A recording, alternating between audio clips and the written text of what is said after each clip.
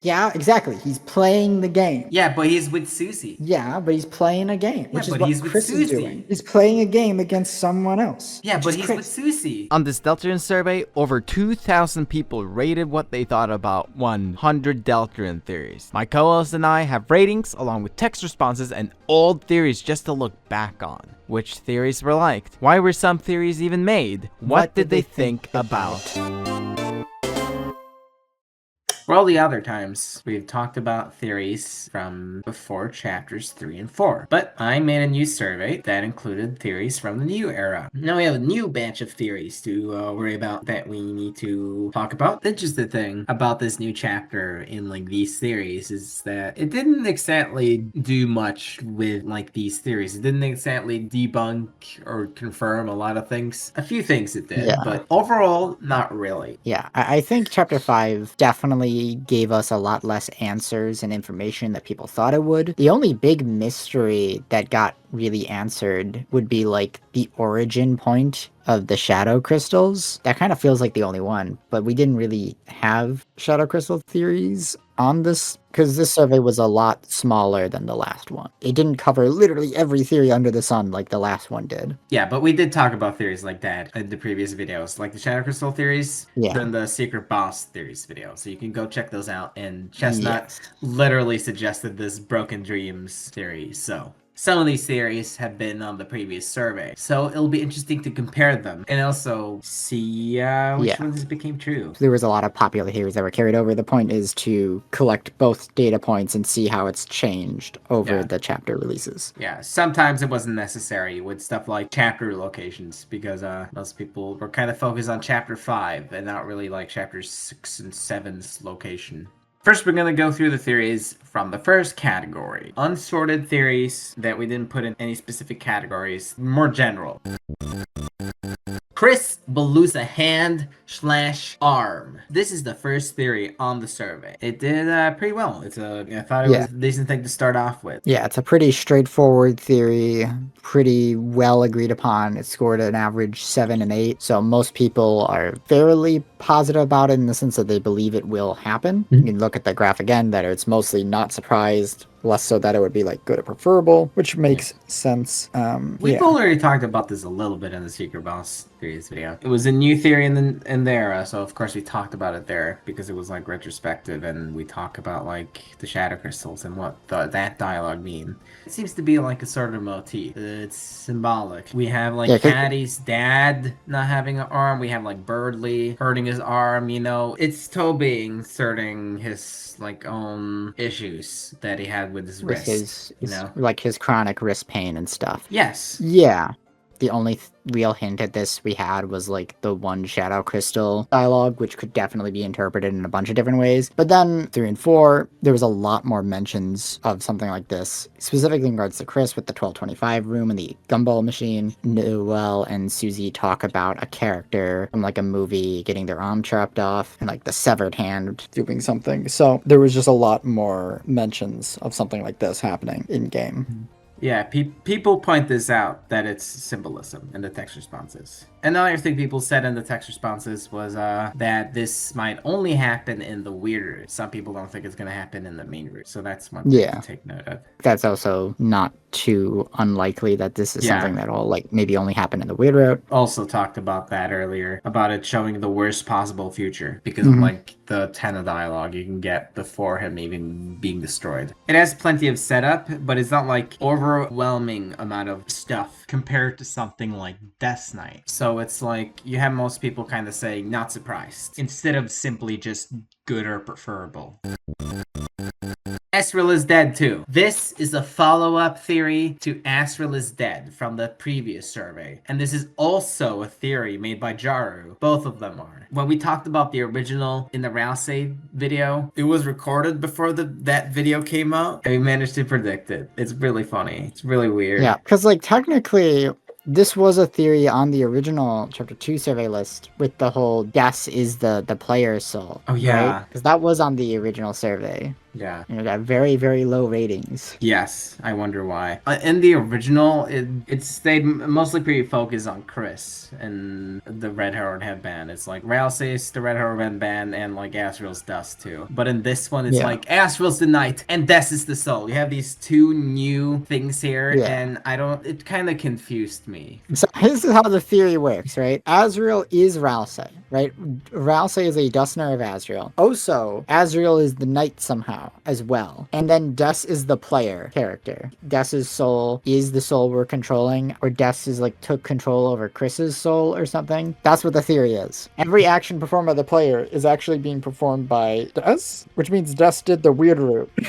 Yeah, it's way more convoluted. The dynamics between the characters make way less sense. Comparing it with the one from the original survey, this one did worse than the original. It still got an overwhelming amount of ones. Got like 1% more amount of 1 out of 10s actually, yeah. And even though more people did this survey, it actually got less amount of like higher ratings. One of the text responses was minus 10 out of 10. This is just angst bait. It is a very just shocking for shocking's sake kind of theory. I remember some people arguing that this theory wasn't actually something Jared believed in, that he just made it this way just for the sake of it because of, you know, YouTube and views. And he's like the crazy theory man, so he has to make a theory like this. How do you feel about that? That's probably true. I wouldn't be surprised, but I think that is genuinely what he believes. There's a high chance, but whatever. This is a Jared theory. A lot of people bring him up. I think the funniest response there was, you can't hit me with Jared this early in the survey, man. Asgore will end his in the Flowershop Dark World. Honestly, I'm going to be honest. I feel like this was a theory that you put on just because we talked about it a lot in the survey because one of my mods liked the theory. Yes. Because I don't think I ever really saw anybody theorizing about this outside of our server. I don't know if anyone else besides the mod was saying this. Yeah. There's a couple theories that are like that where it's just like something that like me or someone Shiruba knew talked about a lot to him. And so he included in the server, but then nobody else actually ever like talked about it, sort of thing. But hey, a few of them were true. We'll get to them later. Okay, so in Undertale, right, if you do a neutral ending and then you reload your save file and then you try to spare Asgore again, instead of like sparing him and like Flowery killing him, he just himself and gives you his soul. And then Flowery destroys it, and then you just skip the Omega Flowery fight and go straight to the end. Yeah, this theory was arguing that something similar would happen. He's already having a rough time doing everything that he's doing. But hey, he didn't. He got kidnapped instead. So this theory was just proven wrong. It did not happen. Yeah, most people said it would be too dark for the game. Way too dark, at least for Chapter 5, one person said. So that's probably one reason. These next two theories are pretty similar. Hometown is a cult, and Hometown is closed off in some way, but not necessarily a cult. They are rated basically the opposite way of each other. One is pretty negative, and the other one is more positive. And we're putting them together because they're pretty similar. The way that Hometown seems to be closed off is very different from what was speculated back then. I suppose that's true, but to explain the theory a bit more, Hometown as a cult is kind of an idea I was playing around with. Although to say it was a cult was always a bit of an exaggeration. I never meant that like it's literally a cult. What I meant more so was just that the religion itself was some bullshit that Gaster created. Okay. And that it was something that was only practiced in this town, was the idea. Okay. They're kind of closed off because of this weird Gaster religion where they like worship Gaster and stuff like that. I got like one text response that said like, this town is in a religious monoculture, so it must be a cult. What? Kind of trying to criticize the theory. So, yeah. Should I have phrased it differently, or was it your fault? Will you admit your fault? I guess it was partially my fault. I didn't necessarily expect you to put it on the thread. I wasn't really thinking about that when I was theorizing about it. Because it's not even necessarily a theory I was like super sold on. It was just like an idea I was playing around with, trying to answer what the heck's going on with the religion and why it's so weird. Because it feels like they just took over a random like Christian church, right? Yeah. And then like pasted their weird ass fucking prophecy religion over it. And it's not clear how widespread it is. Gerson wrote a book about it, and that's globally popular. And then somebody made a video game, and that's globally popular. But are they aware that it comes from like a religion that's centered around this one weird ass town? Like Gaster is like claiming ownership of having written the prophecy and stuff. Oh, is Gaster the angel? Did he create this religion? What's going on there? How does Gaster even work within the confines of the game? How does the game itself even work under this logic, right? There's just so many questions to ask about it. It's such an insane part of the lore. It doesn't make a lot of sense when you try to think about it. Yeah, with the other theory, the one that is just closed off in some sort of way, not necessarily a cult, some people were just saying, like, this is basically canon. This is already canon. Like we said, people weren't really thinking about it in the meta lens, that it's literally just closed off because it's basically like a video game, you know? But people were mentioning meta ideas. I could find that in text responses, but most people were like bringing up Carol and being closed off because of her, because she's the mayor, shutting down the hometown. And like the Weird Root really highlights this and stuff. Yes. Noelle's like, let's go somewhere that no one's ever been before. The other side of the lake. And it's like, wow, nobody's ever taken a boat across the fucking lake before? That's crazy. Well, now we have new theories because of that. Some people are theorizing that nothing has ever existed outside of hometown. What I feel like is the most likely thing is that Deltarune is a copy of the real hometown. It has had a past. It has had stuff outside of hometown. It's why Dragon Blazers is a game. It's why Gerson got like fan mail, and it's why the internet is a thing. It's why Asriel was able to go to college. Now that the hometown has been copied to be Deltarune, there are only reruns on the TV, and Gerson isn't getting like fan mail anymore. You know, you can talk to Alvin about this. Also, Susie has been moving around just fine, and now she's in hometown. And I agree that that's a very likely and totally doable answer, right? It kind of has to be very reasonable. What I else don't think it does have to necessarily be? has to be. I think Last Thursdayism,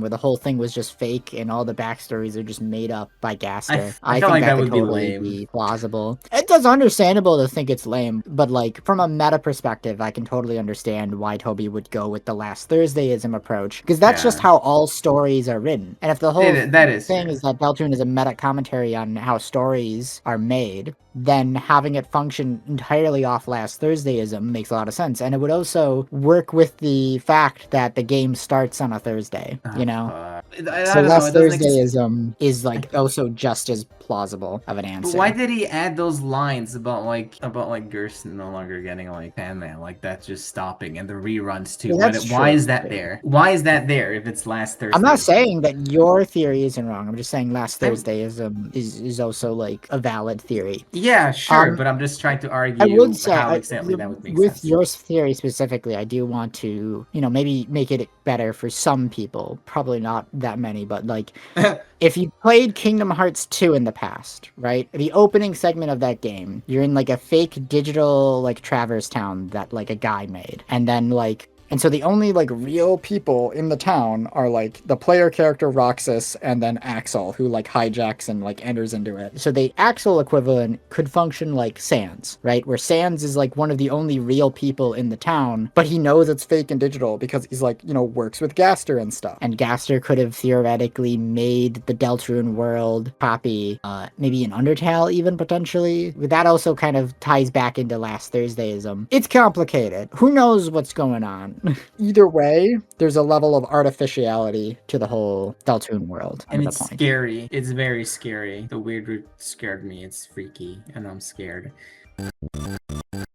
Neo Woody theory. This one's weird because we technically already talked about it in the Secret Bosses theory video. But basically, there is a theory in the Chapter 2 days that there would be a Woody-inspired character that would be the Secret Boss in Chapter 3, and then that didn't happen. And then a new theory evolved that there would still be a Woody-inspired character in Chapter 5 instead. Yeah, because there was now literally in-game evidence. It was scrapped though, but Tenna literally mentions a scrap cowboy show that was Asgore's favorite. And hey, guess what? We did get a cowboy character. We got Yellow. Yep, who is very explicitly based on, inspired by Woody. He did the cowboy show thing and everything. Yeah. So Neo Woody theory was correct. It was true. I'm kind of shocked though that like Spooky Dude's final video on it, he just Was straight wrong. up ignores the yellow flower completely. And I was just like, I just watched that video and was just like, are you gonna mention the yellow flower? Are you gonna mention the fact that Woody is obviously definitely gonna be the yellow flower? Because that's what I brought up in my final video before the chapters drop, where I was like, yeah, Woody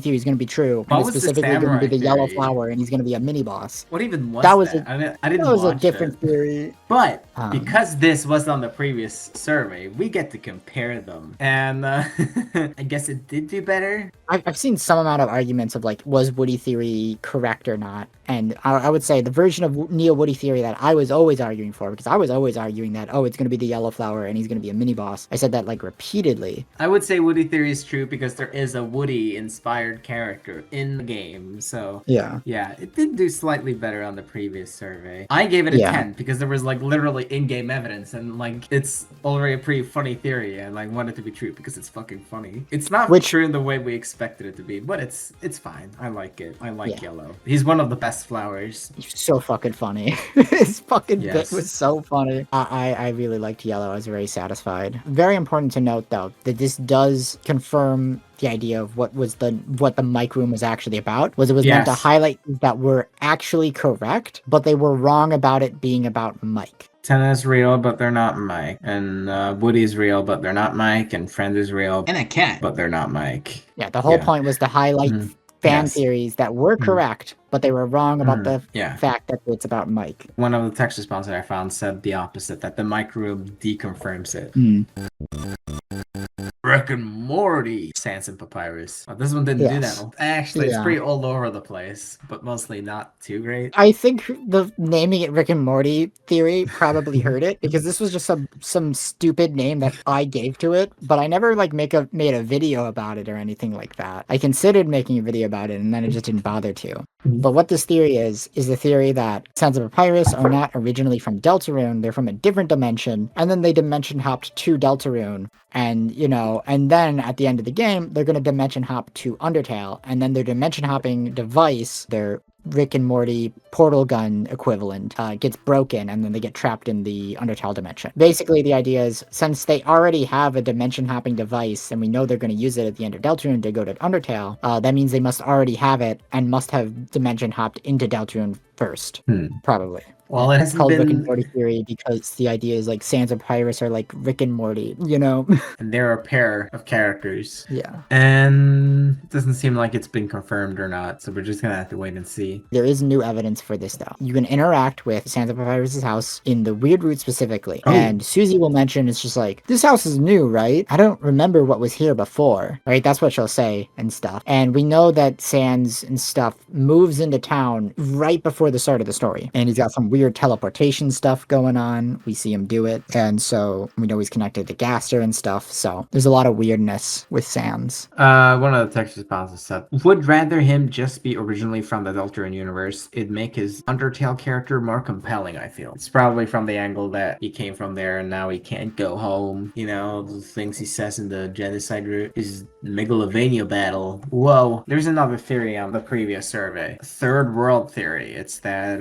Sans and Papyrus came from a third world before Deltarune. Not necessarily that they've been jumping constantly. It's a little different. Do we include that one here? Is that not just the same thing? Then we Theory? include it here as well. I guess so. Okay. Roots theory. This is a really big YouTube video, Deltarune theory. It has over 1 million views now. This one did really well, and I wrote like a big summary for it, but I don't know exactly what the main. I watched the thing. video and I'm trying to remember what the video was actually arguing for outside of like the sword route board being like hometown basically, Yeah. which I don't think It's- that's correct at this point. Because it's all Yeah. mismatched. Like the one part of the theory where they were arguing that it was like Catty singing, right? That was actually teased for Mew Mew. Pink cat that was singing and stuff, that's an enemy. That was just Mew Mew. Yeah, because there was a pink one and a gray one. Yeah. It was also like trying to say that Roots was like a location. You have bit roots and digital roots, and then you have like the roots panel, and then you also Yes. have the one enemy that has an attack where you have to like pick the right spelling of a word, and Yes. all of like the words are like names of like soundtracks. And isn't Mhm. roots there, or am I mistaken? I think it is. And like, Yeah. yeah, I'm confident that we're gonna get just a normal Roots song, Yes. right? So it's kind of foreshadowing I'm sure to that'll roots be relevant. being a location. It'll probably have something to do with the shelter and stuff, considering that the end of that segment is entering the shelter. Some things that were wrong though was that Asgore would make the fountain, which didn't happen. Yay. Yep. And Friend being the secret boss, which also didn't happen. How true is this theory? I don't know. I think it got like probably few things right, but it definitely wasn't like right. At least not yet. There's also a lot of stuff regarding it that I'd say is still up in the air. Yes. I don't know. I haven't watched the video in a long while, so I don't really remember Yeah, every same. point that's made in it. I gave it a 7. I think a 6 would have been enough. Not It bad got a video. very high ratings. This video got like so many views, and everybody was like glazing it really hard. But I remember watching it and then not really taking that much away from it. I don't know. I don't really remember What it said, to be honest. I think that's how I feel too. You can just kind of say a lot of things at once and then just give it a name. I don't know. I guess I have to rewatch it now that we have like the context of chapter 5 and Oh, that'd be interesting. Third Prince of Darkness. This is a theory that Chestnut made up for fun, not something he actually Yeah. believes in. Nobody liked yeah, this. this is a very funny graph. Very like even 1 through 5s, and then everything else Yes. is like flat line. Down. Is the There's some theory that- explaining to do, kid. Yeah, so what this theory is, it's you have like a color wheel, right, where it's like cyan, magenta, and yellow, and that represents Kris, Susie, and then Noelle. And then there should be like a blue, a green, and a red, right, with like White. in the middle. There's green prince, which is Ralsei, and then there's a blue prince, which is Lancer, and then therefore, theoretically, there should be a third Prince of Darkness, which is colored red. That was what the theory was. And that this was, like, theoretically, the real Prince of Darkness, and that both Lancer and Ralsei are fake Princes of Darkness, and that the real Prince of Darkness you'll just find him in the shelter Dark World. He'll just look exactly like the prophecy panel. He'll just have a red cloak, and be like, I'm the true, real Prince of the Dark. Ralsei was a faker the whole time. This could still happen. Maybe. It hasn't been Arguably has disproven more yet. evidence. It has? Yeah, if you believe that like Ralsei will break the prophecy, like it's theoretical that Ralsei will stop being the prince, and then but it won't actually break the prophecy. It was just that he was never really the Prince of the Dark to begin with, and then the red guy will show up because it isn't Lancer either. Will this happen? Probably not. That's my response to this. This is some shit I came up with looking at a color graph one day, and I was just like, yeah, that could happen. Probably Yeah. won't happen, but like maybe. Would it be good? Absolutely not. It would probably be terrible. Yeah, one of the text responses said, like, at this point, why not demand that all colors of Roigbiv deserve a prince? And another one that's also funny. This is just making up a character for no reason. It's not for no reason. It's Yeah. about filling out the color graph. And it's not ERAM like the doesn't new count because ERAM is orange. And it's not like this new chapter just introduced 7 new characters all at once. They're only relevant for that chapter and never again. They're not going to be brought off again. They were just there for that chapter. Whoop-de-doo.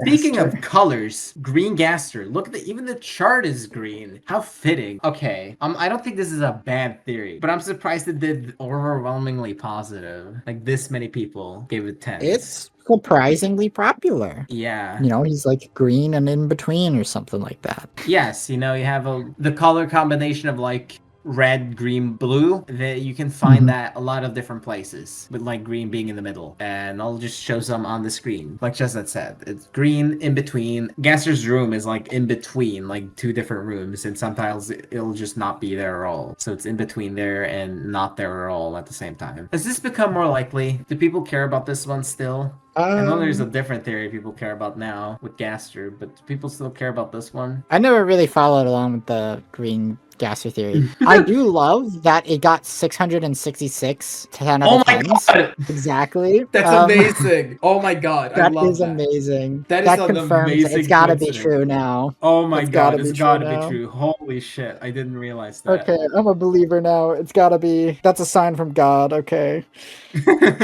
Gaster did Yeah. that. People pointed out that Papyrus is orange and not red. Do you agree with that? Doesn't the game describe him as red? Well, I'll check afterwards and we'll see if that's true or not.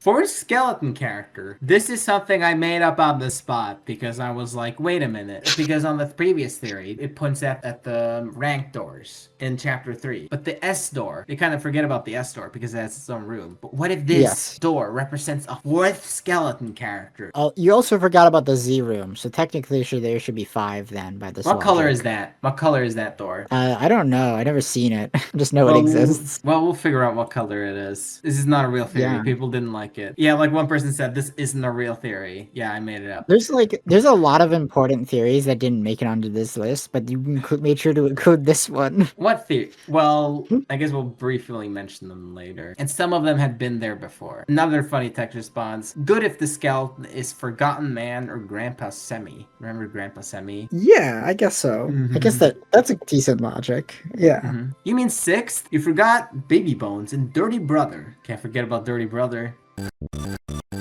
Colorblind Susie. This theory was pointing at the color change in chapter 4 and how when Susie makes a fountain, the colors are completely different. Some people took note of the fact that the colors of the 3 heroes are very similar, almost identical to when the colors the 3 heroes have if you put like from the perspective of someone with blue-yellow color blindness. Most people said that this one's very in the middle. Basically, more than 50% of people said that they wouldn't care because it's kind of a minuscule thing. Like a lot of people said in the text responses, it's more of a headcanon thing rather than a theory thing. It just seems a little random. I wouldn't be that mad if it's true. It would be fine. It would be cute. Have you heard of the theory that Kobe is colorblind? Yeah, I don't think he's necessarily colorblind, but I do think the colors are probably fucked up on his monitor when he was making Undertale. Oh yeah.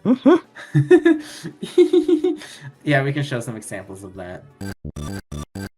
Multiple Dark World locations in the singular chapter. Looking at how the different chapters have been going so far, we've had like just one fountain open on like one location so far. And then with chapter 4, it kind of shakes things up a little by having multiple fountains in one location. The same church. location, yeah. So it's going to go further here by having fountains on multiple locations. So it's building and building up. And we also have the festival coming up, so you could have like different fountains for different locations, and then you explore them during the festival. Whoa, something like that. This didn't happen for chapter 5. No. But I can still see this happening in chapter 6. Yeah, there were... In fact, I'll be a little surprised if it doesn't happen in chapter 6 at this point. Probably, yeah. Yeah, there were some text responses that were like, probably not in chapter 5, but maybe in 6 or the last one. Like 100% chapter 6. Yeah, because this wasn't necessarily asking for chapter 5 specifically. Nope. It was asking for 5, 6, and 7. And I do Yes. think that it's likely this will happen in chapter 6, honestly. Because I could very much see it. The knight will make the main fountain in Noelle's house, and we do the main Dark World there. But at some point, either before or after that, doesn't really matter, honestly, Noelle can make a much smaller fountain in the hospital to try and heal Rudy. Yeah. And this doesn't necessarily need to be like a full-on Dark World. This could be like just like 5 rooms at most. It can just be a very small little Dark World that mostly just exists for a cutscene of like Noelle trying to heal Rudy in the Dark World, and then it doesn't work, and then she's upset about it, Okay, and if then it's you that seal the short, fountain. if it's that short, that would be a little lame, if I'm being honest. It should be a little longer than that. If that does happen, what are we going to do for the aborted weird route where yeah. Birdley's also in the hospital? Oh my god, yeah. There. Oh, So there's that Birdley element does there. too. Birdley does Yeah. there. But also, Noelle never learned how to make a fountain in chapter 2 in the Weeder. Yeah, that's true. But I could totally see it where it just doesn't matter. She just does it anyway in the aborted weird route because the aborted weird route's fucking weird. Yeah, the fucking Weeder. Yeah.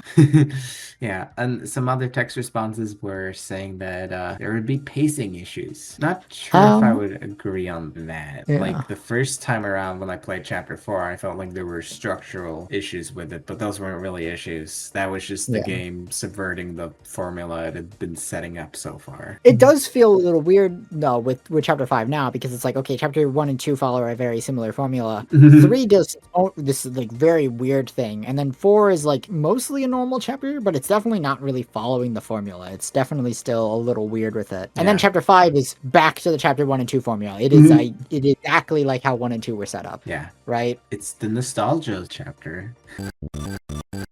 Oh, here's another one of those theories I added because friends talked about it. Yeah. It was popular on Tumblr or something. Tulpa Frisk. It's an interpretation about Frisk and Kara. Yeah, just like with the previous survey, sometimes I would add theories that were more Undertale theories. It's Toby Fox related. It counts. But, you know, people on text responses would be like, this is not Deltarune. Why is it here? People would be like that. It didn't do well at all. I'm sorry for those who actually like it. It got a lot of 1s and a lot of 5s. It might be because I'm not sure if that's a good point to say it's got low votes because it's Undertale related, because the Undertale related theories on the previous survey didn't do this bad, just from the inherent fact that they're Undertale related. Frisk and Kara's relationship in Undertale is highly contradictory and weird. It kind of implies that Frisk and Kara are the same, but also kind of makes them different at the same time. It clearly implies Frisk and Kara are the same, with Frisk holding Kara's main motivations and the two constantly being connected. But at the same time, Flowey's monologue after Pacifist Root implies that they are completely separate beings at the same time. So this theory tries to address that and tries to kind of do it both at the same time. The theory posits that the human in Undertale is an impressionable revival / reincarnation of Kara in some shape or form, like via a vessel or a flower or via their corpse, with Frisk as an identity only coming to fruition in the pacifist route, by the player solidifying their personality and identity through its actions, and then Frisk becomes their own person at the end and isn't Kara. If you do the no mercy route, they become Kara. We're not really experts on the theory, but I just wanted to include it here. For those two, for the friendlies, whatever, who cares? It's like the only Undertale theory on the survey, so it stands out a little bit. Oh yeah, that too. But it arguably got more evidence from chapter 5 with how all the flowers turn into humans. Oh yeah, fuck. Maybe, yeah. Prophecy role swapping. This one did pretty well. The prophecy roles written in the prophecy are intentionally vague so that they can fit multiple characters and can be filled by anyone. Yeah. The girl could be either Susie or Noelle. The prince could be Ralsei, Lancer, or even Asriel. Or and some the cage. third new guy. We talked about that. Or the cage could be Kris or the vessel. Or the vessel. Basically, the idea is this was asking whether or not they have either swapped in the past or will swap in the future, basically. Yeah. When I imagined this theory, and when I wrote it down, I was like imagining it as like not something that was going to happen, and more so something that could have already happened, or the prophecy was just written that way. Either of those two. It's also possible that they've already been swapped from the start. Like the vessel was supposed to be the player character, and then Kris got swapped in for them. Or it could have, if somebody were to say, who is currently filling the role in the prophecy, step down somehow for some reason, then someone else who does fit the criteria can just step in and replace them. Yeah, but I feel like saying that's the only way that theory is supposed to go, that's not entirely true. I feel like we can't forget about that, because I saw some text responses that kind of did that. Good, but be so fucking for real. Lancer's not replacing Ralsei. Like, that is something that will happen at some point. Like, not going to replace Ralsei. The theory wasn't asking if all of them are going to get replaced. The theory was one or more of them either have already been replaced or could be replaced in the future. Yeah. Right? And it did really well. In fact, I'd say it did better than I thought it would. Well, there's also the fact that some people also said, like, they only think this is the case just for some of the roles. Like, I agree only about the girl being Noelle or Susie. Or, I think it is very possible in the case of the girl and the human, but not the prince. Yeah, I find that kind of weird. I feel like it should be all three. We talked about this in the first ever theory survey video. The theory that Lancer was the third prince. Like, that theory wasn't true, but the game already in chapter 1 was already like questioning the prophecy and like the role that Ralsei had by like introducing a new Prince of Darkness. So I do feel like Lancer could fit that role. Whether or not that will actually happen, probably not, but I do think he is supposed to fit in there. Yeah. Yeah, some people thought thought it was very obvious. Like, this is literally one of Deltarune's main themes. Yeah, duh. The prophecy was not written with any specific people in mind. Only roles that anyone can fill. That's what a prophecy is in the narrative 99% of the time. I guess that is true. Yeah. Because it is Well, based on tropes. Yes, but I don't know. I feel like I see a lot of people disagreeing with it in the sense that like the prophecy is very hyper specific regarding what characters will do what, right? Yeah. It's so specific to the point in which it literally like has exact lines of dialogue and stuff. And like Jockington is directly named as like an explicitly named Yes. character in the prophecy. Yeah, it's weird how the roles, the hero roles, are actually more vague than like Lancer and Jockington just being. Well, Yeah. Lancer's name isn't mentioned, but But, like, Jockington is. But like a big component of this theory is also like how Caddy in the church scene says like, oh well, like the heroes could be like any one of us and stuff, and that's Yes. like important to remember. That's Yes, like, a I big feel like component. that's very important to remember. Yeah, that means that the heroes, all of them, not just the girl or the cage, also the prince, all of three. That's important to remember. You Yes. gotta read the game. Weird. We'll see what happens with it, Yes. because Yeah, I don't know I what's really- gonna go down with it. Trestle theory. Yeah, this one's sort of similar to the Rick and Morty Sans Papyrus one with the chart. Though it's very in the middle. This is a started- very flat one, which makes Yeah. sense, I think. This is both Yeah. as hated as it was liked, I would say. Yeah, I saw this getting a lot more discussed near the end of the chapter 3 and 4 era. Yes. Rather than throughout the whole era. Became more popular at the end. This was a theory that was made by our friend Balder, who's like one of my mods for my Discord server. He also has his own YouTube channel. He made that one Gaster video you probably already watched. Is more views than ours. So Yeah. probably. And this theory was made by him. He made like a Tumblr post about it, and then Spooky Dude read that Tumblr post and then made a theory video about it. And that's where most people know of this theory from. Did he explain it well? I don't know. From what I remember, the Tumblr post was better. But yeah, the theory is that Kris is the vessel that we make at the start of the game. Potentially, maybe not necessarily literally that exact vessel, but the primary theory of this is that Kris is that vessel specifically. There's a couple different variations of it.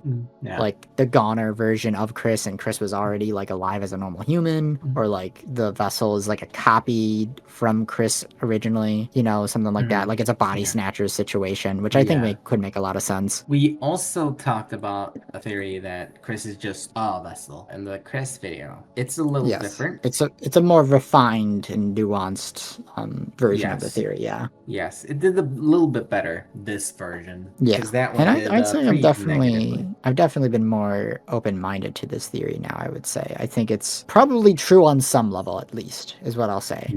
Right? Yeah. I definitely feel confident that Kris is somehow directly connected to the vessel that we make at the start of the game. Whether or not they're meant to be two separate entities or not is still up in the air. I And kinda- there's definitely a lot of teasing regarding Kris and the vessel and their connection to each other. So I definitely think they are connected somehow in some way. That's kind of my take on it, my stance on it. Yes. I guess it's a lot more likely now with the opening to chapter 5. Like, that was weird. And some unused sprites there. Kris, like, has no face. Just like the vessel. And that they're like slightly off color and stuff too. Some people said they were green, but they're actually, like, just a grayed yellow. Which points even more towards Vessel, arguably. Yes. We'll see where this goes. It also like kind of reframes how Kris and the Souls works, where Yeah. we know that Kris can be without the soul for a pretty long period of time, but they do seem to need it Yes. for the most part still, but it's not clear exactly what would happen to Kris if they just left it out indefinitely. Yeah, I guess the theory that Kris can't live without soul for too long is back on the table. I guess that's true. Maybe. Yeah. Maybe. It's just weird how exactly Gaster got in possession of the soul and then Kris and Dust took it back to use for their night plan. That whole situation is still very complicated. And it's also a question is like, did Gaster want that to happen? He seems fine with it. It's confusing. And we're probably not going to get any answers for this until like chapter 7. So, yeah. Or maybe not at all. Okay. Yeah, God, imagine that. Now we're on to the friend category. Is the image friend, this weird darker creature. A cat-like entity. And that leads us to the first theory on this category. Friend is Caddy's dad's missing arm. This theory got very low ratings. Yes. People didn't like it. What this theory was basically the idea that I guess Gaster chopped off Caddy's dad's arm, and then that like severed arm turned into Friend, because Friend is a cat, and then it also is like kind of shaped like a hand if you look at it, you know. And so this explains why he's hand shaped and why Friend's a cat and is like some weird darkness thing. I honestly think this theory is underrated. I think this theory is better than the ratings gave it. Is it like a particularly great theory? No, but personally I think it's underrated. I think it's an interesting idea and concept of the idea of like severed body parts and stuff turning into dark nerves and stuff like that. I think That is can work conceptually. interesting. But criticism I found in the text responses was it doesn't really make sense to me. Wouldn't the arm turn into dust after some time? Because the monsters turn into dust. What would happen with the arm? I don't know. Well, you see, this is another thing, right? In chapter 5, we see normal NPC kill Onion San and then chop his body up and serve him as food in the festival. Oh, right. Like that straight up just happens. Okay, like fair Susie enough. comments on how the takoyaki tastes like onion. Like she literally just says that. So honestly, I would say that does point to evidence that like Gaster and stuff is like chopping up and dismembering people and like eating them and shit like that. Maybe Caddy's dad's arm isn't Friend itself, but maybe Friend ate Caddy's dad's arm. Maybe bit it off. Like that's possible. Do with the whole police sacrifice stuff. So like it seems like there's a very, very high potential, I feel like, now with the whole what happened to Onion San and the new dialogue we got about Friend in that update that came out just a few days ago as of recording this. Friend, like they hunt and they eat protein and stuff. So like the idea that like Kris and the Knight are like feeding Undying and Asgore to Friend for some reason. Oh, that's okay. like I think that's like a very like possible idea. So I would not be surprised if Caddy's dad's missing arm is in some way connected to Friend, right? Even if it's not literally the severed arm turned into Friend. I think the 2 points are more likely to be connected than not. It might be a nothing burger. It might not amount to anything, but I wouldn't be surprised at all if they do amount to something here. One person says, funny idea. I do think the game is going to do something with this in regards to the whole losing your arm business. Because, you know, it's a motif with Kris losing an arm and such. We brought that up earlier. Some other things people said was that they thought this theory was kind of ableist. Just let a disabled character be disabled without being weird and theorizing about it. Also, like a half a dozen characters are in the I don't mandatorial drives. think it's ableist to say that like Teddy's dad missing an arm might be story relevant, right? It might not be. It could be a complete nothing burger, but I don't think it's necessarily ableist to say this aspect of this background character's character design might be more relevant to the plot than one might initially assume. Right? I don't think that's ableist to say that it might be relevant. Some other funny text responses was about Twin Peaks. I've not watched it, but people brought it up, so I guess this theory is somehow related to that in some way. I wouldn't know either. I never watched Twin Peaks. Yeah, but I'm sure some people do, so that's why I'm bringing it up. Funny, yeah, maybe someone in the comments can explain the connection. Unless it's a spoiler. Ooh, very overwhelmingly negative.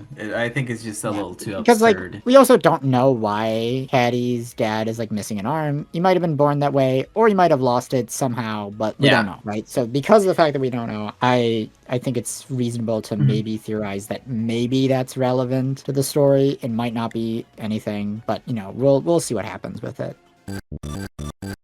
Friend is Gaster. This one still did pretty bad, but it definitely did better overall. Yeah, but still pretty bad. It's more like 1s through 5s. And if you look at the other chart, more people said it would be disappointing rather than bad and confusing, like on the previous one. So it's a little different here. You know, Friend has a lot of connections to Gaster and, you know, the bunker, the shelter, the depths, and the dark world. So, and a lot of people kind of have put the blame on like some parts of the plot, on how the plot got set in motion. People have started saying like, oh, it's because of Friend. instead of like Gaster and such or whatever. Yeah. And then people say like, oh hey, because people do that. What if friend is just Gaster and people are just kind of confusing the two a little bit in some sort of way. What I'll say about this theory is honestly, if it turns up being like technically true on like a technicality, I wouldn't be surprised, to be honest. Because we do know that like Gaster is like shattered across time and space and he's like ripped into multiple pieces and stuff like that. And he's meant to have been fallen into the device that he created. And we know that Friend is a part of the device. So if like a fragment of Gaster somehow turned into Friend, and that's how Friend is Gaster, I wouldn't necessarily be surprised if that ended up being the case. You know? Yeah. People kind of bring up that that they're definitely connected in some way. They think it's just, you know, what the file says. Device. It's device friend, image friend. It's separate from Gaster. It's just a device. What I want to say now, with some of the more content we got, so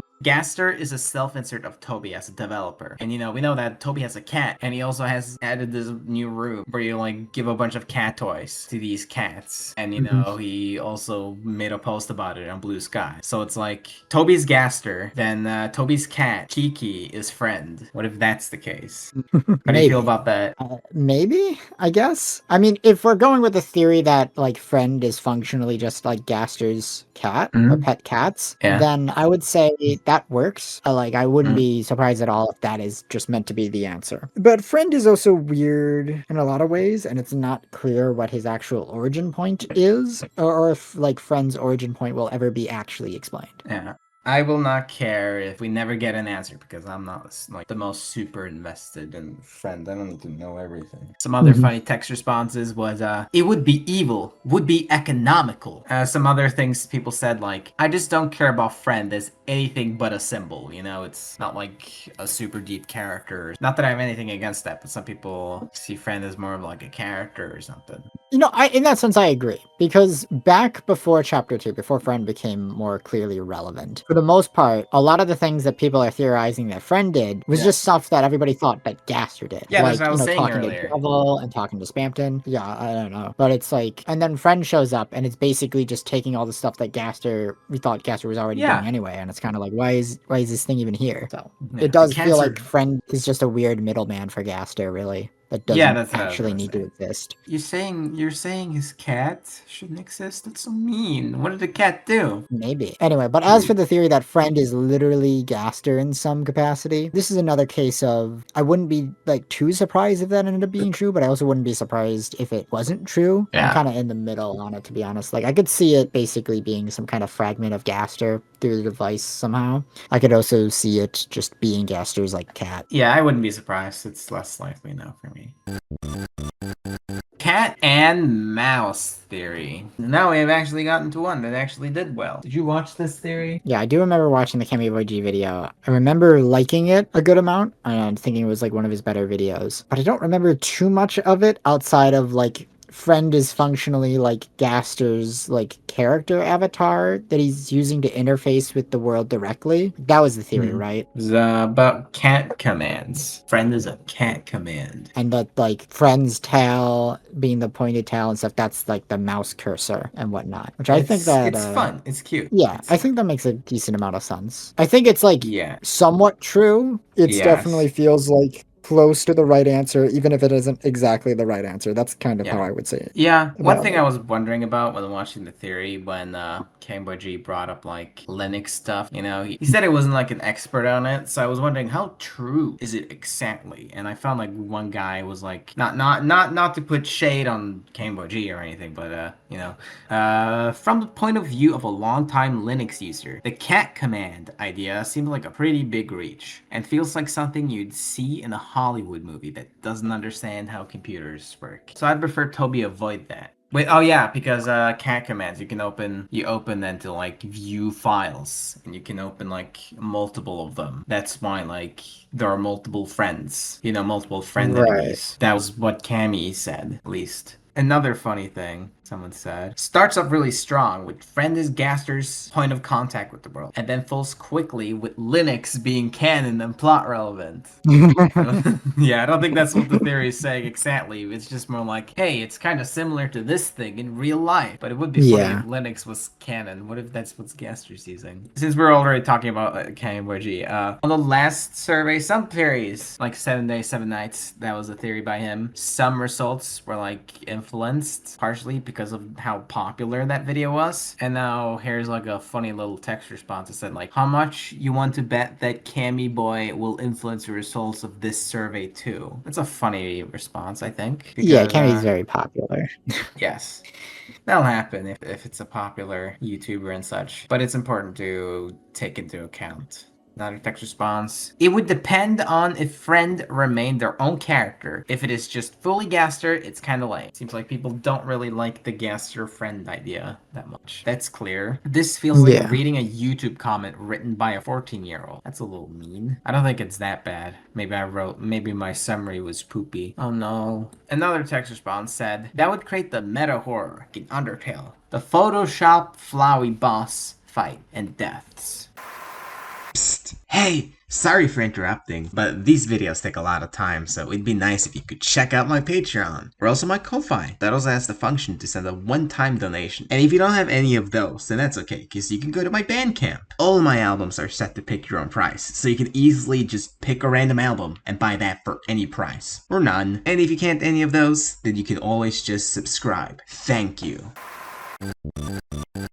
Friend is Jockington and or / Caddy. I didn't really know how to exactly name this theory because, you know, there's a bunch of different weird like connections and like character design choices with like Jockington, Caddy, and like Friend. Caddy has like all the friend colors, black, white, pink, yellow, and like Jockington is blue and green, but that's literally just the same colors of Friend, but, you know, inverted. Yeah, there's a lot of connections between like snakes and cats. And like people saying like, oh, a cat's tail is just a snake or something. And then like you see like Pluey's tail is a snake head. Yeah, Jockington literally has his own prophecy panel. Like, he's one of the few characters who's literally just named in the prophecy. Well, I would say this theory is a case of like there's some kind of weird connection here in the sense that like these ideas are connected. Like, it's not literal. Yeah, people brought that up. I'd go as far as say is like Caddy and Jockington probably don't have that much of a connection to Friend outside of maybe Caddy's like demon summoning thing she did with Kris. A lot of those theories are also a little shitposty. Like, people bring that up. How am I supposed to rank any Jockington theories? They all feel like shitposts. Yeah, this theory still did better than Caddy's dad's arm, though. I think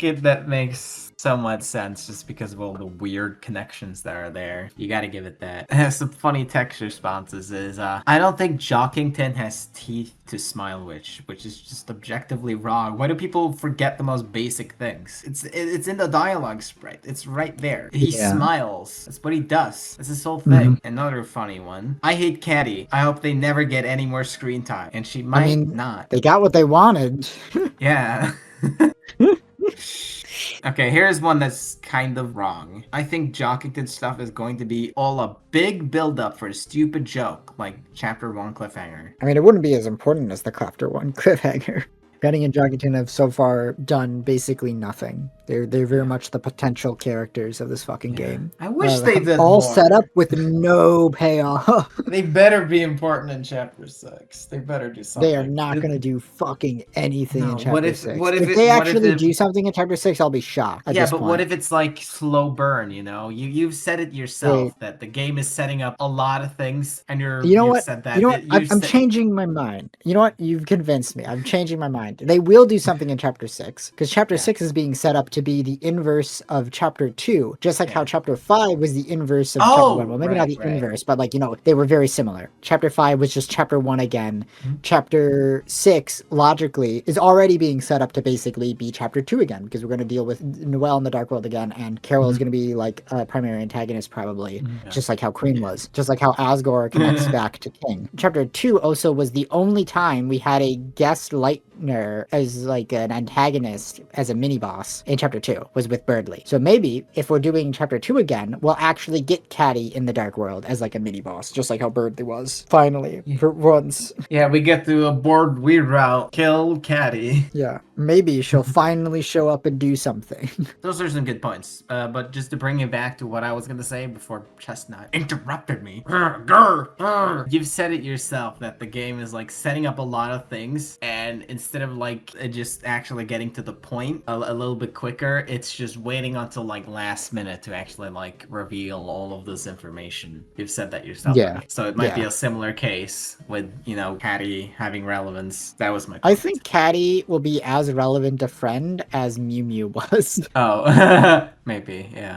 I don't really care about That Caddy's was- connections to friends. Yeah. It would be nice to see Caddy do stuff. That would be nice. Yeah, but that was so fucking funny though, right? How like throughout the whole chapter, it felt like it was being set up to be like a friend fight, and then boom, Mew Mew shows up, right? Because you got Sean the being like, coins. "Oh, you should use the mannequin," and it's like the whole field of pink of gold. Everybody was expecting Friend to show up. I didn't really and care in about chapter Friend. That 5 was yeah, me neither. But like, Sean's like, "Oh, if you have the mannequin, that's gonna be really useful for this next fight," and everybody was Okay. thinking Friend, right? And then it was You know Mew what Mew. I was thinking? Great. I was thinking fucking Friend Inside Me because it's a puppet in Toy Story 2. That's for, That's like, the fair. puppet To be show. fair, Woody was also there. To be fair. Yes, yes. Friend is a manifestation of fear/darkness. I don't know, I just kind of put those two ideas together. When Ralsei explains the dark world, you know, each time it gets darker, we hear like the friend laugh. One of the first things we see when he like introduces us to these concepts is just friend. Friend is just straight up there for some reason. It's trying to make clear that friend has a natural connection to the dark worlds. I also wrote in the summary that fear of the dark is a common fear for kids to have, and you know, this story is about these kids, you know, and Kris and Des and what they went through and such. I think I did a decent job with the summary. Yeah. People say this is the one that did the best out of these friend theories that are here, at least. This one feels a little maybe disconnected from the others, but no, it makes sense because Friend is clearly a Titan-esque creature of some kind, and the Titans are explicitly Maybe. stated to be the fear of the dark made manifest. So Friend being some kind of manifestation of the fear of darkness makes sense. You bring up Titans is good because people brought it up, but mostly as criticisms, like mostly aligns with what I have in mind, but not quite possible in the form presented here, since that's already what Titans/Titan spawns are. How do you feel about that? Yeah, but there's nothing to suggest that Friend isn't some kind of Titan creature. I mean, the Knight also seems to be some kind of Titan creature. Back to the idea that we mentioned earlier on like Friend being a character that was brought up here in the text responses. All of these theories seem to assume that Friend is like a character, and we've literally seen multiple Friends on screen. Friend is on screen in the Mantle fight and that minigame in the micro, and it seems like to me they're just a species of darker creature, just a common type of common enemy. Yes, there's definitely evidence you can use to support that argument. Yes, But it's also a matter that like Friend can be like a character, and also that the friendlings can be like a species.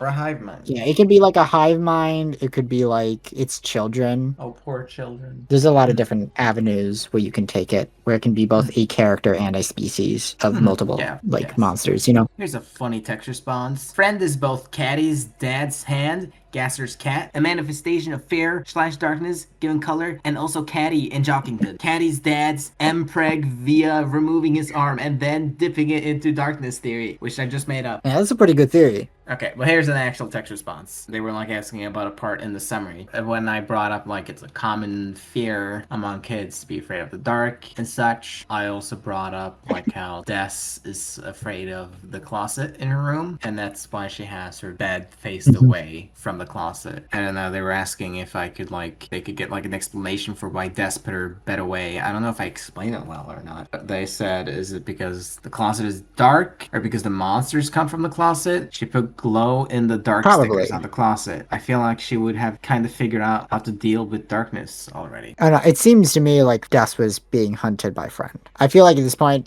there's a substantial amount of evidence to support that idea. It's why Des was so clearly paranoid about stuff. She was like collecting rations and stuff. She was trying to like, she had camouflage gear and stuff. Because she thought it was an icy cryptid that was like hunting her and stuff, but it was actually Friend the whole time. And so she was going like cryptid hunting, and she had like cryptid sightings and stuff on the sweepstakes. Shit. The whole icy pizza box, the box winked at Noelle and stuff. That was definitely Friend doing that, probably. Icy was Friend. Jesus Christ. Yes. So the whole icy cryptid shit. This is what it's all amounting to, is that it's not a literal icy cryptid, but icy is real, it's Friend. And that's also why ERAM is connected to the icy pizza box and stuff. Okay, that makes so much sense. That makes so much sense. Oh my god. Yeah. Okay. You put it together. Thank you. I like right? This. It's like the icy is not Friend, but is Friend. You know, it's that sort of thing. No, I get it. I understand. Yeah. That's what's meant to be going on with all that stuff. I can't believe nobody made that connection before. Has anyone done that? I feel like people have. They just don't talk about it as much as they should. I feel like it's definitely like under discussed, but I've definitely seen other people bring it up as well. I remember offhandedly mentioning it in my Kris and Des video, but I probably should have been a bit more direct with it. Maybe. Yeah, I know.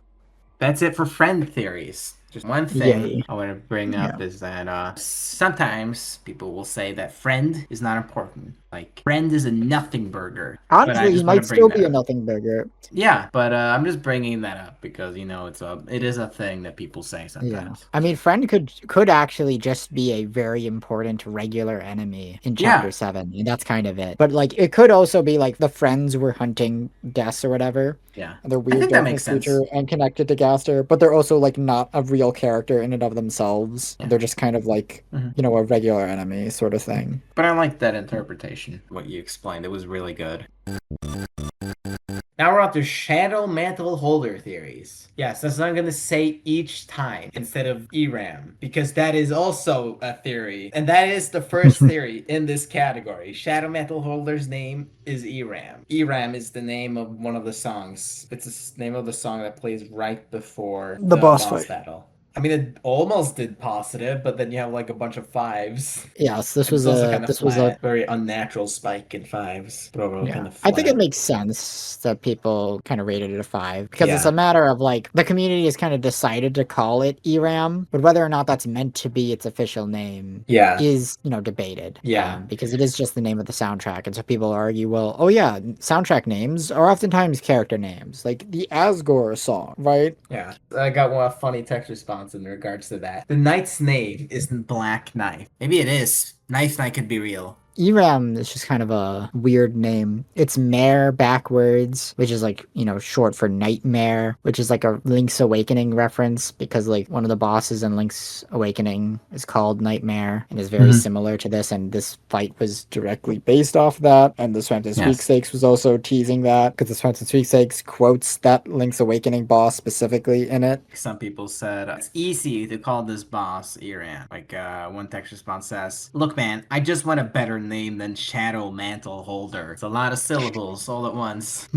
Another funny text response that's also relevant. His name is John Mantle. That is another fan name. It is very funny. It reminds me of Jaru referring to Gaster as Jeff. That's a joke. Yeah. And I fuck with people. Yeah. And I think a big problem with this, and we'll get to this also more later in the survey, but like a big problem is like people not understanding whether or not the boss itself is meant to be the person talking or if it's meant to be the Shadow Mantle. It's not clear exactly what's actually going on in the whole thing. So there's a lot of people who think that the boss itself is ERAM. And that it will like appear later. One last funny text response. There is no Easter Bunny. There is no Tooth Fairy. And there is no ERAM.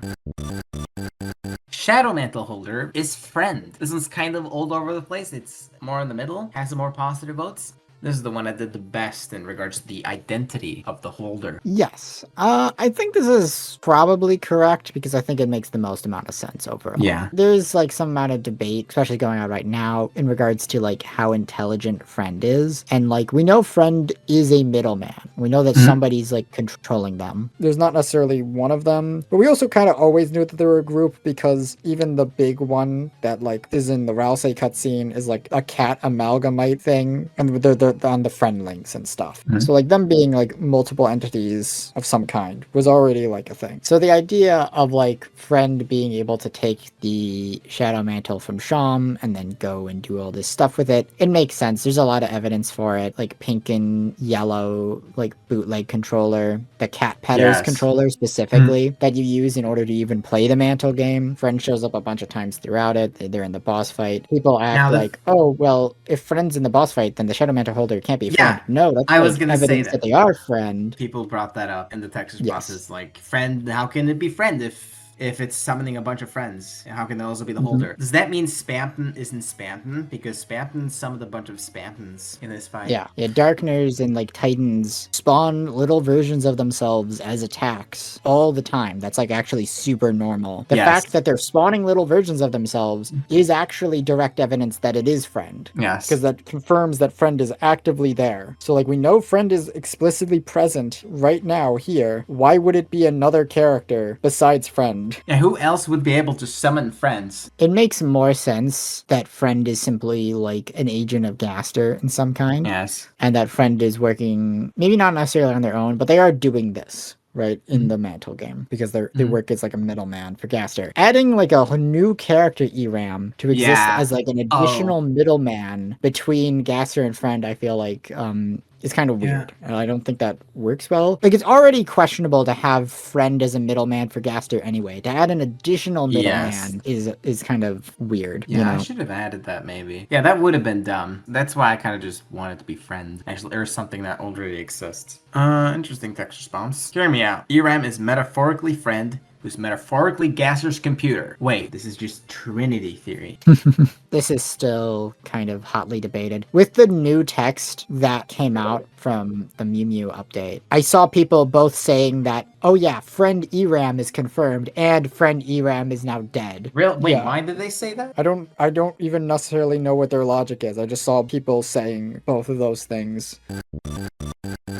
The Shadow Mantle itself is the boss. Yeah, I wrote that the name of the sprite is SPR Shadow Mantle, with no additional words specifying that it's the one holding it. Oh, that's because the holder itself is the Shadow Mantle. The actual Shadow Mantle armor has the item description of being a black cloak, which is exactly what the holder looks like. So wait, did you like write a summary for a different theory than what was actually being asked? That's what it seems like. The theory is that the Shadow Mantle holder simply unleashes the Shadow Mantle for you to fight it. Yeah, I know that's also like a thing, but that's what I found when I was looking up things.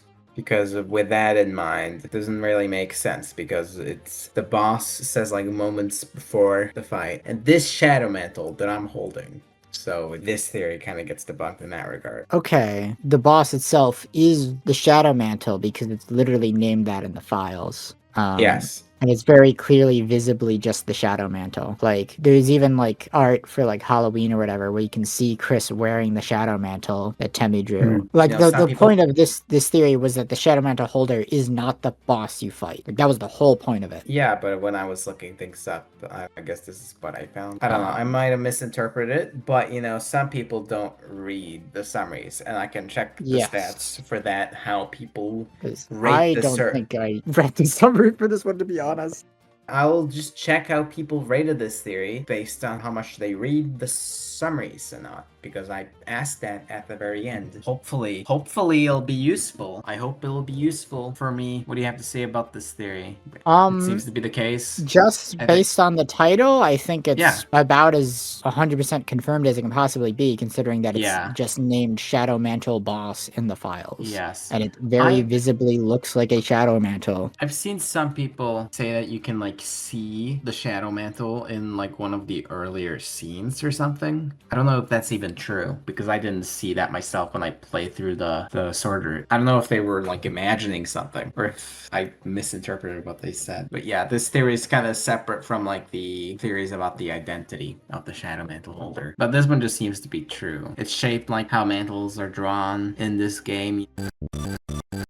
Shadow Mantle Holder is Ice E. This one didn't do too well, but it's not like overwhelming amount of ones. It has a little bit more Yes. across the board. This just goes back to what I was saying earlier. You know, friend is directly connected to Icy, and therefore Icy is then connected to ERAM because ERAM is friend. So you have the soundtrack names, Burning Eyes. Like that's something from the Spam and Sweepstakes. So that directly ties them together. It just kind of works better if friend is like a real character, you know, who can like talk. Yes, lots of people said it would be funny, kind of seeing it more as a joke, but you know, well, friend is not literally IC, it's just more like, oh, here's some connections between them and such. Yes. You know, like, yeah. One person says, IC is foreshadowing John Mantle, but they're not John Mantle. Yeah. One weird thing someone said, Toby literally said the sweepstakes isn't canon. The only evidence of this is sweepstake pages. Toby says it's not canon. Don't trust his lies. It is fucking canon. Like, don't listen. 90% of the shit that was in the sweepstakes has already happened. It's all canon. It's all real. Absolutely take everything that's said in the sweepstakes 100% seriously.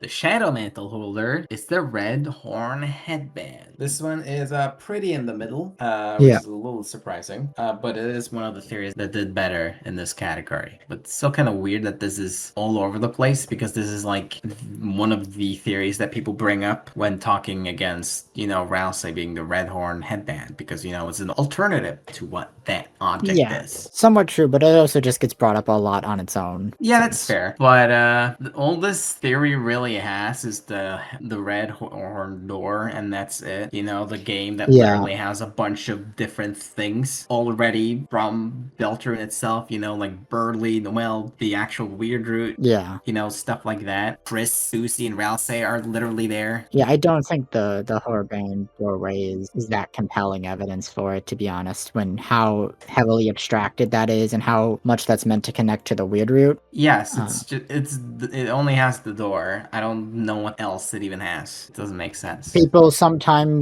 think that ERAM is the boss fight itself, and that the Shadow Mantle's collar looks like horns. It doesn't. They think that it's literally horns, but it doesn't even really look that. It's a fucking collar. No, it's drawn like the mantle that King has, so you have a frame of reference for what a mantle is supposed to look like. Yes. It's not good. One of the text responses said, the red horn headband feels too important of a symbol to be used for something like that, which, yeah, it is. You could see people bringing up, you know, Ralsei here, too. Like, some people were like, Ralsei is the red horn headband. Like, there were people who were still wanting to die on that hill. I'm one of those people. You're one of those people. Yes. You can find people hating on it, like, good, because it would kill Ralsei's red headband theory. Funny. I would say a big thing you could argue against this theory. The idea is that, like, Kris lost their headband in the depths in the shelter incident and stuff. But then we have ERAM in his theory. Is like ERAM as the headband commands the friends. He's like controls them and shit. But friend was already existing as an entity, like stalking Des and stuff before Kris ever lost the headband. So how does that even make sense? That the master of the friends is the headband, and they were somehow controlling them before they even got lost in the depths and became a darker, right? What about the point about, like, Sham? And that's another thing. It's like people will say that Ralsei is too special to be the headband because he can travel between the dark worlds and stuff. But then they'll literally, the exact same people will literally then say that the Shadow Mantle Holder, that ERAM is the headband and is literally traveling between dark worlds to steal Sham's mantle. Or at least that's how it has to work, because, you know, Sham says that, so that's how the theory has to work. We know for a fact that the Shadow Mantle Holder went to Castle Town, stole the mantle from Sham, and then went to Kris' house. Some people might have forgotten about it because they don't read. I mean, maybe. My point is that these people will literally say that Ralsei is too special to be the headband because he can travel between the dark worlds. And then they'll tell you that ERAM is the headband, even though he's doing the exact same feat that Red Horde Headband headband Ralsei would be doing.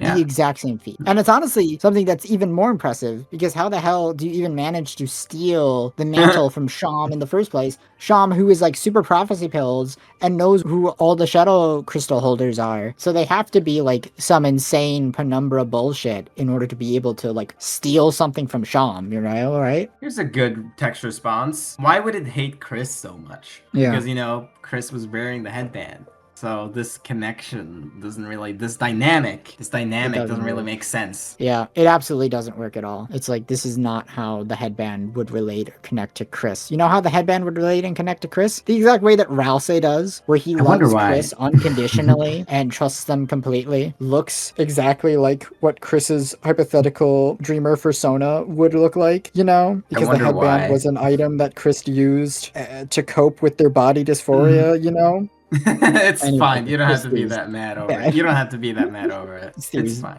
No, it's not. I'm not gonna hold my punches on this one. It's just bad. It makes absolutely no sense. It has almost no evidence in support of it. It has numerous contradictions. It would absolutely be a terrible conclusion for the headband. It would be an absolutely terrible conclusion for ERAM, because it's functionally new character ERAM, which is terrible in its own right, destroys Ralsei's entire character, and then it also does something absolutely nonsensical and stupid with the headband itself. Yeah. So it's just terrible. Yeah, but how do we fix this theory? Well, that's where the next theory comes in. The Shadow Mantle Holder is Ralsei, who's also the Red Horn Headband. That's how we fix it. Yes. Nobody really liked this one. This is the lowest rated one. This really demonstrates how the average Deltarune fan is objectively wrong about everything, and they don't know anything. Because this theory is objectively better than new character Red Hood Headband is ERAM. It is. Ralsei could have done it. Yeah. I mean, this theory is not correct, but it is better than new character Red Hood Headband. Yeah, I guess it is. I guess it technically is. I guess I technically agree. Some things people bring up in the text responses is Susie. Like Ralsei is with Susie. Yeah, exactly. He's playing the game. Yeah, but he's with Susie. Yeah, but he's playing a game, which is what Kris is doing. He's playing a game against someone else. Yeah, but he's with Susie. It's a hell. Yeah, it doesn't matter. It doesn't matter. Susie's just watching Ralsei play a game. Another funny text response. This is some Goomba fallacy shit. Which is, I don't know, a little wrong, because technically Chestnut came up with it, but also he doesn't really believe in it either. Just made the theory. Speaking of Chestnut, someone wrote the text response, "I'm sorry, Chestnut. I cannot in good conscience get into this one." I wonder who wrote that one. Yeah, I wonder. Okay. The only possible way for Red Hood Headband ERAM to be true is if it's Ralsei. It's the only possible way. Shadow Mantle Holder is Ram. Kind of in the middle, but also has a more negative. It didn't do great. I mean, Half-Red Chaos might have popularized it a little bit. I don't think it came from that. It was a thing before that. No, it was a round before that. Yes. Kind of. You know, yeah, Ram is the one that like gives you access. Ram lets us play the games? I don't know, it's just kind of obviously wrong. It makes no sense at all. Yeah, and Ram is sus. That's what someone brought up, that this isn't true, but does bring up the fact that Ram is super sus. Someone said that like Ram is like half stoned at one point. Kind of makes them exempt from this. Yeah. He also said that he also doesn't seem to be the kind of guy to antagonize Kris like that at all. Yeah, Ram was petrified, so it doesn't make sense. Another interesting text response, same as before. Established character pigeonholed into another role. That's like a common type of theory. People will look at a mysterious thing and be like, oh, what if it's this character or this character? That's like a common thing. People try to, it's pretty easy to do that kind of theory. What else can we say about this one? Do you have anything else you want to say? I don't think I do have anything else to say. I don't know. It just doesn't make any sense whatsoever. How did Ram manage to steal the Shadow Mantle from Sham? Oh yeah, that's fucking weird. How did they do that? Sense. I don't know. Friend helped him. Then just make fucking friendy Ram. If you're interested in this theory, go check out Half-Red Chaos' video. The Ralsei one unironically makes more sense than this. I mean, I usually am just shitposting about the Ralsei one, but the Ralsei one is actually just better than this. Wait, how did Ralsei get the oh wait, it's Castletown. Because at least Ralsei has like the means to have actually stolen the fucking Shadow Mantle. And they were playing video games and stuff every time we come back. Wait, each time? Yeah, every time you come back from the S-Rank room, Ralsei is playing a video video game. No, I thought they were both standing at the door each time, except the last one. No, Ralsei was playing a video game each time. Okay, interesting. Okay. It doesn't matter because it's not Ralsei because it's friend. Shadow Mantle Holder is the knight. This one did not great. This is like No. the second worst one in the ratings, but honestly, this is like the second best one. For you? Because I don't know, it makes enough sense that like maybe friend could do it. I don't know. It's like there's definitely a lot of logistical problems with it. It's a little goofy, but at least in terms of characterization, it's something I could somewhat believe that the knight would say to Kris. This one isn't like bad enough where I'm like, oh yeah, that's just garbage in the same way that a bunch of like the other ones are, like the Ram one. Yeah. One thing people pointed out was that the themes, the music in the mantle fight and the knight fight, the compositions are have similar aspects between them, like the bass line and drums. Those are very similar. One text response I got though says, "Say it with me, folks. Symbology ain't literal." You know, it's another one of these cases. I'll take it to literal. Yes. Here's a funny one. Eram, you know, the name of the song. If you take that backwards is mare and nightmare. Whoa, nightmare. That's like the night and mare put together. And mare means horse, and the horse, that's like the knight piece in chess. And because of that, I got like text responses about like horses. Bess and Carol are not horses. LMAO. This is like another instance of like friend and the knight are connected to each other. Like friend is probably primarily responsible for Des turning into the knight. There's a lot of meaningful connections there. So that kind of explains a lot of that stuff. You mentioned earlier that there were logistical issues with it, and you know, I got like text responses for that. So the knight was somehow connected to Kris's game console in their house and had time to do a whole boss fight against them, but couldn't be bothered to show up physically at said house to take Toriel until the last possible minute after tennis distractions has failed. Yeah, you have to assume that the knight was in the dark world playing video games instead of doing anything else. Actually, that's kind of funny. It is conceptually very funny. I don't know, that is something Kris and Des would do. Yeah, I could be gaming. So, yeah, I can see this not being the worst one out of these. It's definitely not the second worst one. Theories about Ralsei's light world object or lack thereof. But chapters 3 and 4, the Conversation about what object Ralsei is continues. There's one interpretation that's way more popular than the others, but it's still discussed and stuff. That leads us to Ralsei has no physical object. This one did extremely well. with Ralsei having a physical object coming right behind.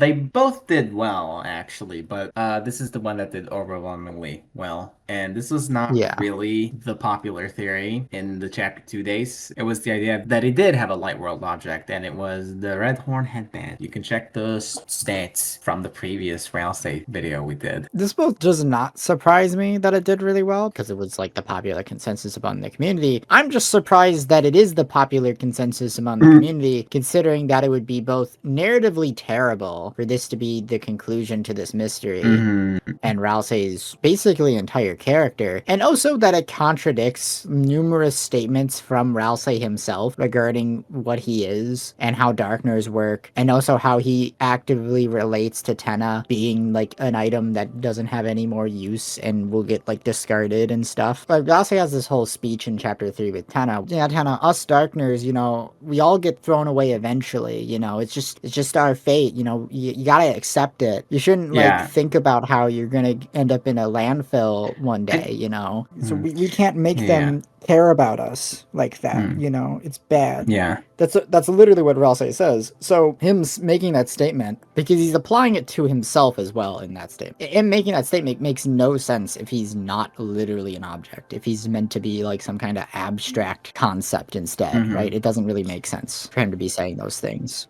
Two things I want to say. People did bring up that Other speech in chapter 3. in the text responses. One thing that was brought up with the speech was that him saying that he's not real or whatever works for both theories and doesn't actually debunk either of them and stuff like that. And some other ones also brought up is that if Ralsei has no physical object, then it creates more questions than answers. But if it isn't true, It makes the chapter 3 monologue a bit confusing because it's about what Darkners are, you know? Because right now, there are some questions we don't have yet and how he moves around. Even in like the summary for Ralsei having no physical object, I tried to bring up an idea that Asriel is remembered around town a lot. Some people in text responses didn't even like that idea, but that makes me wonder how else is he able to like get around hometown. I feel like there has to be a good explanation for that. And like if you're gonna do this theory, then there has to be a good explanation for that. Yeah, that's another thing. It's like Ralsei having no light world object. I don't even think it actually answers any questions, right? It's like people propose this because it's like, oh, well, Ralsei being an object doesn't make sense because of this and that with like the magic system. But then I have to ask, it's like, does Ralsei not being an object actually make sense? Darkners are explicitly stated to be objects. People will point to like, oh, well, there's Darkners that don't have objects, and I have to question them, are you sure about that? Are you sure they don't have objects? Because I'm pretty sure they do. I'm pretty sure they do. Because people point to like El Nina and the other guy or whatever. I'm pretty sure they're just meant to be like an umbrella and sunglasses. Like, I'm pretty sure that's what their light world object are. Because that's what gets referenced in their like battle and stuff. Yeah, that makes sense. But also, I don't think them existing and as like Darkners debunks Ralsei being the Red Horn headband. We already have Darkner beings that don't have objects. They're called Titans and stuff, which are like a notably explicitly separate thing to Darkners, and Ralsei explicitly states multiple times that he is a Darkner, and that Titans are like pure evil, unconscious beings who need to be killed on sight. So I really don't think Ralsei is a Titan. Yeah, people brought up Ralsei Titan under like the text responses for no physical object theory, which I feel like makes the least amount of sense if you're gonna go with this theory. Yeah. Why does he look like Asriel? Why is he a goat? Why is he a boss monster? It's just like it sets up this explicit mystery of like Ralsei being a Darkner, and therefore he should have a lay world object. And then the answer is just he doesn't. It's just not a satisfying answer, honestly. Yeah. Now, in relation to the new chapters, though, a common point that people brought up was that literally no one recognizes him. This is already objectively wrong with like chapter 3. Yeah. But in chapter 5, Flowery and Ralsei have this whole dynamic, and Ralsei doesn't like Flowery at all. He's very annoyed with him. Yeah. Like the chapter 5 Darkners very explicitly have like a history and relationship with Ralsei. I feel like that's very undeniable, and I feel like you're trying to deny that. That's just kind of like, I don't know, coping. It's like proving your argument wrong. But also, it was still wrong in chapter 3 because Tenna explicitly knows who Ralsei is, to the point in which Tenna even knows that Ralsei is the Prince of Darkness, even though Tenna doesn't even know the prophecy. And then on top of that, Shutter also knows who Ralsei is by name very explicitly. Because they recognize the silhouette, and Yes. because Kris was wearing it. Yeah. That's pretty explicit. So like the fact that Shutter explicitly knows who Ralsei is means that Ralsei has to be an object that Shutter has explicitly taken a photo of in the past, and there's only one confirmed item that we know Shutter has taken a photo of in the past, and that is Kris wearing the Red Horn headband, which gets referenced in chapter 4. You can like interact with it on the fridge and stuff. You have to take a picture of the red antlion. That's a reference to the photo of Kris wearing the Red Horn headband with the rest of their family. Some other text responses under Ralsei having the object. Water makes things wet statement. Another one. I don't mind if he's an object or not. Give my boy more characterization, which is completely fair. A thing I did on this survey that I didn't do on the previous one was I asked at the very end how people rated theories. Like, could you rate them based on evidence and explanation, story potential in Deltarune, like how interesting it would work within Deltarune itself, likelihood and logical consistency, cool conceptually, personal biases. I wanted those questions to be there so that could maybe get a better grasp on like specific theories and how people would rate them based on like these specific aspects. And when I tried this out, it didn't really fully change anything. I don't think I implemented it the right way. They mostly just stay the same. On Ralsei having a light world object, I should have probably implemented that aspect of the survey a little differently. I took everyone that gave only a 10 to one specific aspect, and then I did that for all of them, which means that they didn't give any 10s to any of the other ones. They might have given them one of them 9s, but that doesn't really matter. I just try to trim it down to just that. But I also try to be a little bit more strict. I took everyone for rated story potential and Deltarune more than 7, and likelihood, logical consistency, less than 6. So I had like people who, didn't really care about logic in likelihood, oh, what about these holes in the red horn headband theory, and cared more about like whatever interesting story beats you could do with it. And that actually made the chart do worse. Now it's very in the middle instead of like doing better, so that's a bit ironic. Maybe it would have been a little too much, but I could have asked on every theory, like, how did you rate this theory based on this aspect or this aspect or something similar to that, or maybe just do it completely differently. Who knows? Basically,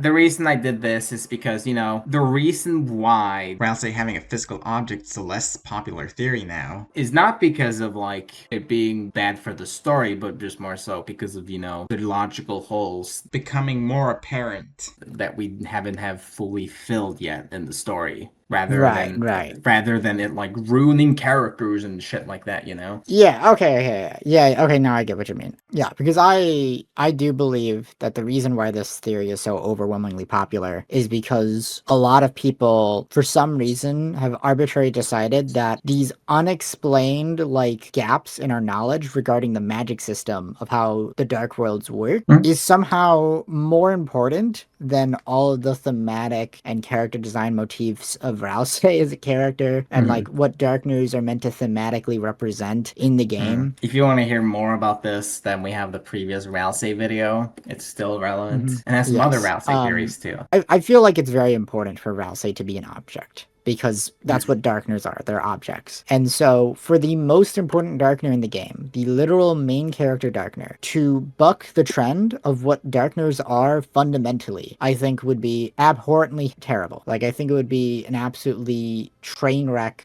scenario. And I look at this graph of Ralsei has no physical object, and it's like overwhelming 10 out of 10s. And I just think to myself, man, it's a really good thing that you guys are not writing Deltarune, because Okay, that's a little rude. That's a little rude. Obviously, I'm this is quoting just... the Ultra Kill developer there. Oh! This is a statement that the lead developer of Ultra Kill, who is also a Deltarune fan, by the way, has made in the past, where he said, it's like, it's a good thing you guys aren't making Ultra Kill, otherwise it would suck.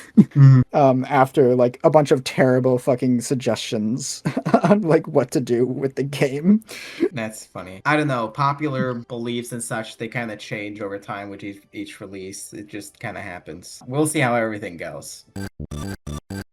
Ralsei is a plushie. This one wasn't on the first survey we did, because I guess it's kind of a new theory. I don't know if it's even new, but it's here. It didn't do well, probably because Ralsei having an object is less of a popular theory now, but it's one of the things that was suggested. I think at this point, it's kind of like Ralsei is either the headband or Ralsei is nothing, and then like people will branch off with the Ralsei is nothing. Although I guess after chapter 5, I did also see a large increase of people suggesting that Ralsei is a tree. Yes, that's so weird. chapter 5 explicitly debunks the idea of Ralsei being a plant of any kind. Yes, I don't that's know already debunked. how that theory got popular. It's like chapter 3 debunked the idea of Ralsei not being an object, like basically. And then the most popular theory became Ralsei's not an object. Chapter 4 also debunked the idea of Ralsei being a titan. And then Ralsei being a titan alongside not having an object became extremely popular. And now, after chapter 5, it debunked the idea of Ralsei being a plant of any kind, and now like the most popular theory, like immediately after the chapter, that's actually is very that Ralsei funny. is a plant. It's actually a pattern I wouldn't have picked up on. That's actually very observant. But back to this theory. Tenma shows a plushie of Ralsei, and I guess that means Ralsei is a plushie, but no, it's just Toby wanting to market his merch within the fucking game, and he has done it in chapter 5 too. That's just it. People said that it was just a gag with the plush thing and the text responses, which, yeah, people thought it would be a little bit boring because, Ralsei is just a plush of Ralsei. It's a little boring, and I can understand that. Like, one text response says that it's unsatisfying and barely addresses a lot of the points of Ralsei's character. No, it's a bit of an odd random pick. It wouldn't be very narratively satisfying. A funny text response, though, is if Des is the knight and Des created the Ralsei plush, then that would make the knight Ralsei's mom. This has funny implications with universal mother theory. Yeah, there's another issue with this theory is simply the matter of we already have a very important plush Darkner, being Sham. Sham. It would be weird for both Sham and Ralsei to be plushies, I feel like. Sham's mother is Des, though. Ralsei is Kris Red Headband. We already talked about this in the Ralsei video and a little bit earlier, but like we said, this theory was like the most popular one in the Yes. chapter 2 days, and it did much better there. Here it didn't do awful. It's more in the middle though. It's very divisive, so there are different reactions to it. Like, this theory was so good, but chapter 3 nuked it. I'm like 99.99999% sure this is just fact. Probably the worst Ralsei theory, which is kind of insane to say considering how popular it was. It was so popular. Why would you say this unless you already hated it back then?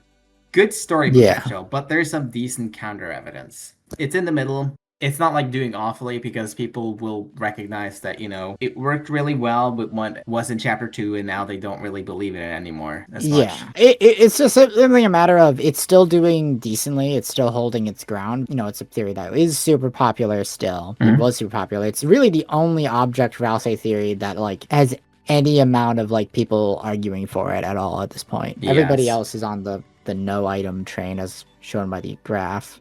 And it's for good reason. It's because it's the only object in the game that could reasonably be Ralsei that has any amount of setup. And it does have a lot of setup. It gets mentioned in chapter 1. It gets brought up multiple times in chapter 3. It gets brought up again in chapter 4. It doesn't really get brought up in chapter 5, but the fact that chapter 5 focuses around Ralsei and Flowery's history with him, it kind of like highlights that Ralsei would be an item that Kris would have had and that like the flowers would have reasonably known, right? So it has to be an item from like Kris's past, which the headband fulfills that criteria. A weird text response I got was, Japanese soldier keeps fighting 30 years after World War II ending. And that joke doesn't really work here. You could say that about Kris Knight if you want. Actually, you can't even say that about Kris Knight anymore. You could say that about chapters 3 and 4. But here it doesn't really work because there isn't like a specific moment where Ralsei's like, yes, I have no Dark World object or something like that. Because with chapter 3, the knight just kind of appears in the same room as Kris. And they kind of work together as a team instead of like it just being Kris. People just think it's like debunked off of like literal misinformation again, because most people's main thing is like, oh, the chapter 3 Darkeners don't know Ralsei, but again, it's like Tenna does, Shutter does. So like this notion that the chapter 3 Darkeners don't know who Ralsei is just like explicitly false. If you had actually read the dialogue, you would know this. And once again, asking Deltarune fans to actually read the dialogue.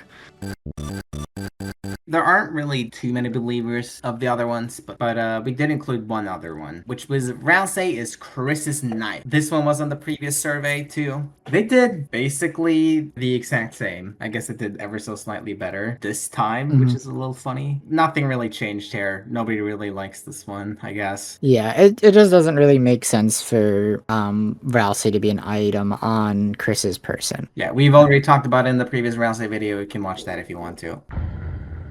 Something I want to say now that we're at the end of all this is that I don't know if it will come out before this video releases. It might not, I'm not sure. But I am working on a video that'll be covering Ralsei being the Red Horn headband in great detail and explaining a lot of the problems that people have with it and like properly addressing them in a much more better formatted than what I said simply in this video. Also explaining how Ralsei is able to travel between the Dark Worlds and stuff, as well as the other thematic and character design relevance important things regarding the headband itself. You guys should go watch wanted to that. mention I'll that. link it or whatever. Who knows? Whenever it comes out. Another thing, at the end of this category, I asked if there were any objects I forgot about. There was a couple of them that was notable. I'll go through them. The green crayon, a drawing, heart locket, Deltarune itself, Kris's shadow, Asriel's jacket, a book, a Lord of the Hammer book, school chalk, Susie's blanket, Toriel's aborted fetus, a tree, Garner, toothpaste, Asriel's fur, Kris's imaginary friend, Kris's persona, which is already just the red headband theory, flower, scarf, Kris's binder, you know, like the clothing,